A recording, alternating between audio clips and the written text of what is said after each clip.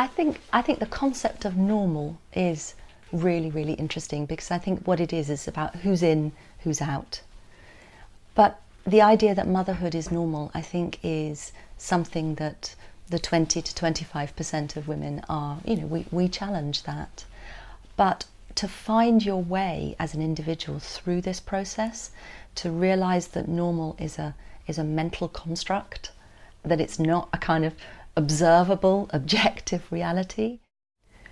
I think there is, obviously there is discomfort around powerful women in general in our societies, certainly in Anglo-Saxon societies. If that woman is also childless, there is a suspicion around her that she is perhaps cold, perhaps selfish, ruthless, that there's something about her that is not fully woman.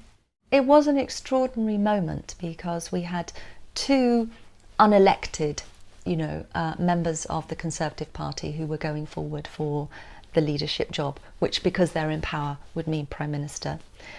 Theresa May, someone who'd had a lot of experience as being Home Secretary. Andrea Leadsom, you know, much less experience at a ministerial level. She felt that as she was a parent, you know, she had a tangible stake in the future, and that somehow this qualified her to, you know, to make decisions in a different way.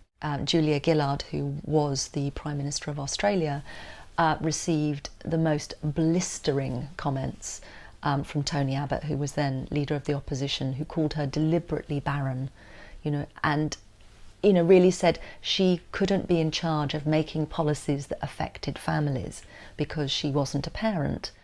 In the UK and globally, childless women do not exist in novels, in films, as themselves, i.e. as women. They represent something. They nearly always represent bad women.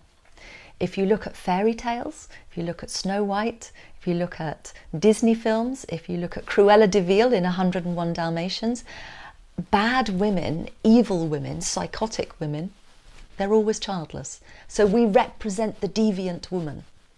We don't represent us.